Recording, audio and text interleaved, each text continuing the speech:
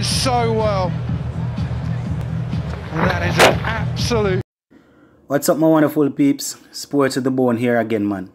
Going to talk about some football and some cricket. Yes, my wonderful peeps. Yeah, man, so the English Premier League is officially back. We had our first couple of games yesterday. We also had a couple of matches today.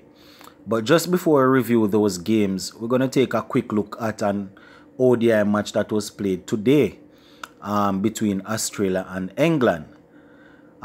So the two teams are involved in a 3-match ODI series. Now, having secured victory in the first game, Australia were looking to secure the 3-match series with a victory today. Now, in the game, it was England that batted first. They made 231 for 9 off their allotted 50 overs.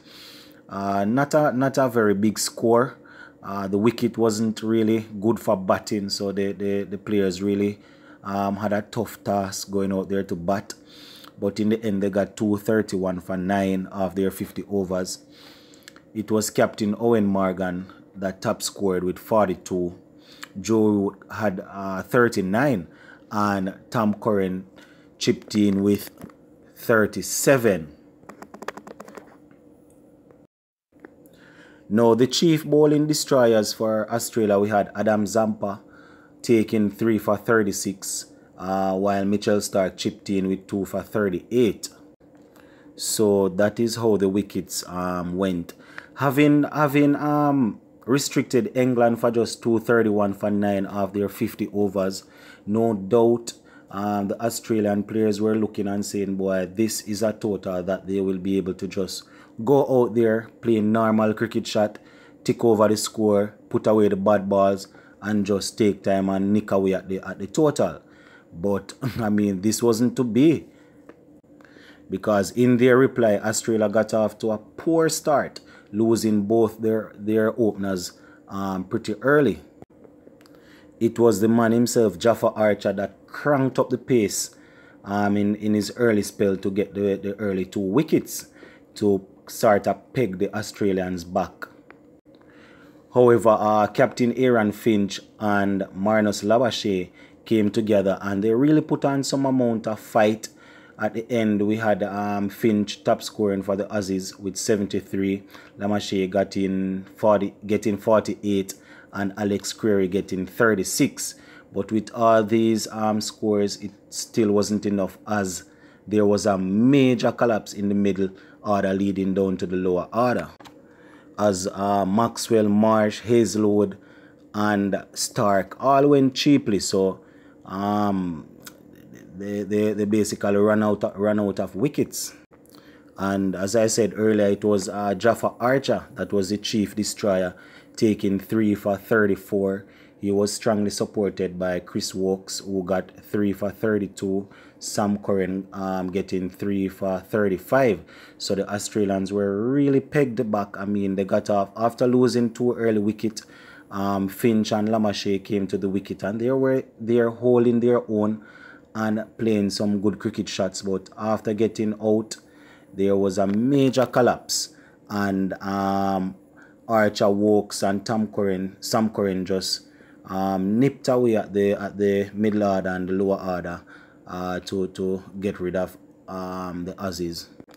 So chasing down a mega total of 231, the Aussies were eventually bowled out for just 207 of 48.4 overs. So I mean, after such a strong display from England, the series is now locked at 1-1, with the third and final match to be played Wednesday. So Wednesday will be the deciding game. Yeah, man, so we're expecting to see some good cricket on Wednesday. We're expecting to see some exciting cricket, as both teams will be going out there to try and nip the series. But all in all, this game wasn't a high-scoring game, but was very entertaining. So England coming out on top there, winning by a margin of 24 runs. Yeah, man, my viewers and subscribers. So that is how the cookie crumbled in the second ODI match that saw England going up against Australia. Alright, so we're going to make a switch to the Premier League now. We had a couple of games on Saturday and also a couple of games on Sunday as the Premier League officially got back underway. Now, football fans around the world were glued to their television set as the English Premier League season got off to an exciting start. I mean, it was the Gunners Arsenal that were on the road to newly promoted Fulham FC to begin their quest for Champions League football. So no doubt about it, Arsenal will be putting all their cards on the table as regards to trying to get Champions League football for next season. And having watched the game, I must say they really started off very well. Yeah, man. I mean, we didn't even have to wait too long to get a goal, as it was Alexander Lacazette who struck in the 8th minute of the game to give Arteta's team the lead.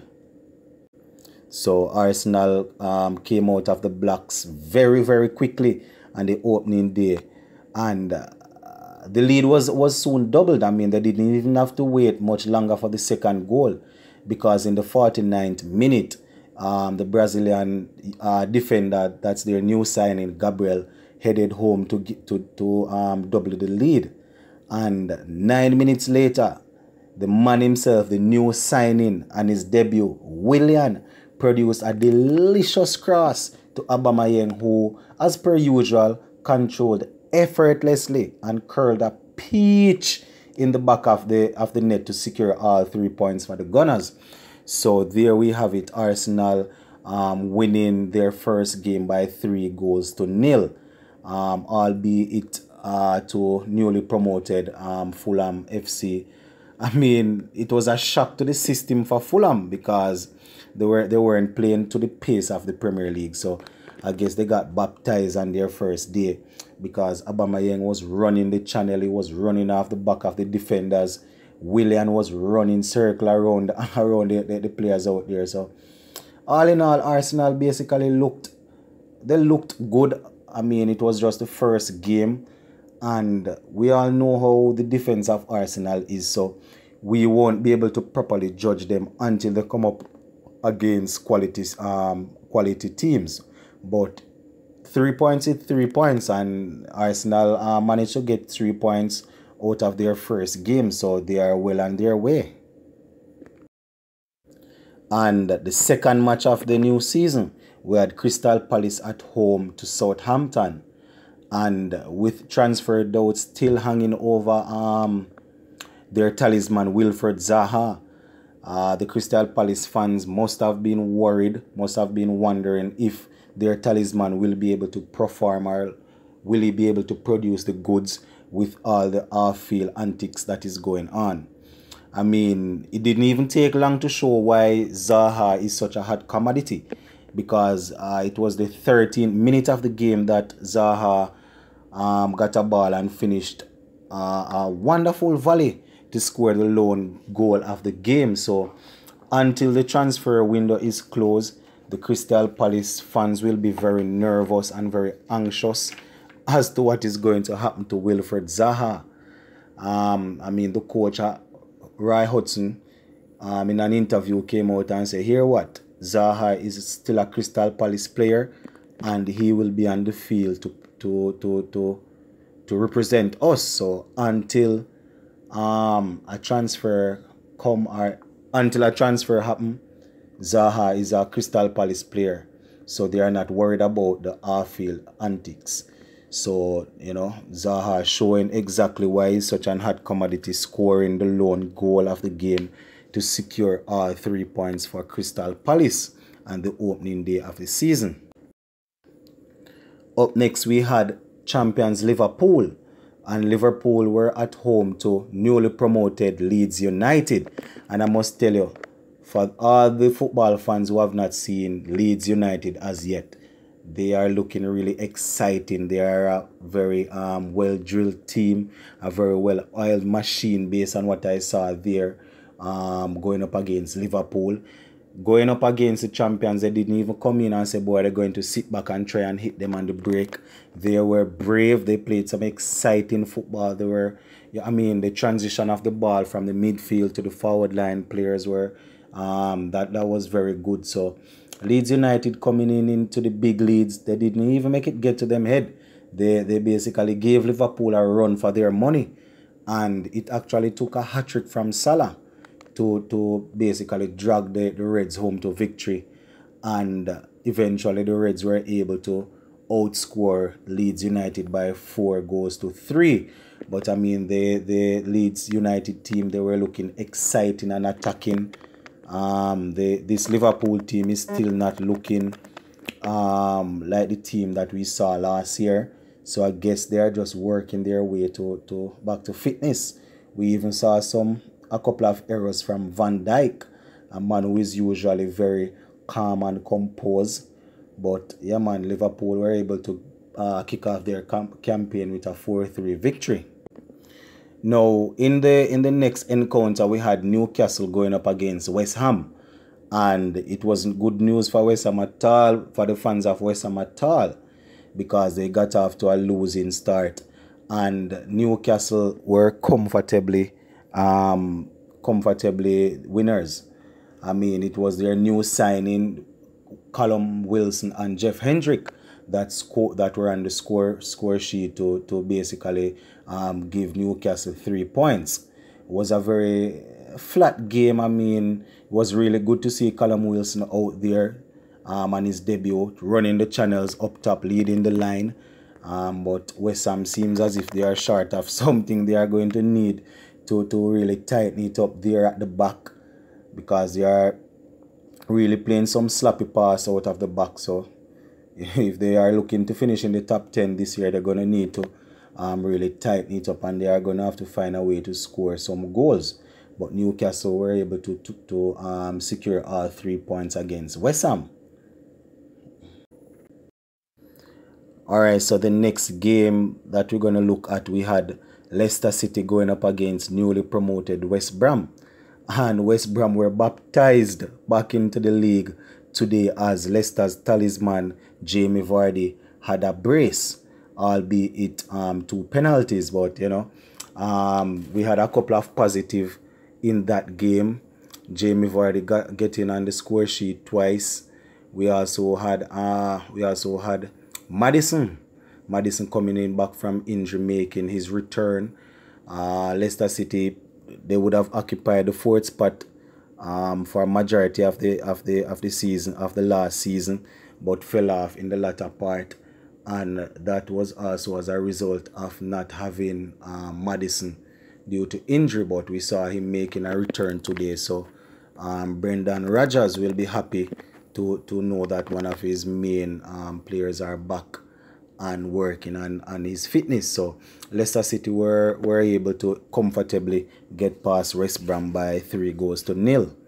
Now in the other game, we had Everton going up against Tottenham, and a lot of eyes were on this game, not only to see what Mourinho was going to bring to the table and his first match of the season, but also people were looking to see Everton's new signing, James Rodriguez, the man that is coming in from the coal, actually trying to get his career back on track. And truth be told, he wasn't really bad. He had a fairly good game, knowing that it is actually his first time playing in the Premier League. So coming into a new league, stepping in as the talisman, stepping in as somebody that will be expected to take on a lot of the workload. He wasn't looking bad at all. He had a couple of good plays, He had a couple of shots, but overall, he wasn't looking as sharp as you probably would want him to look.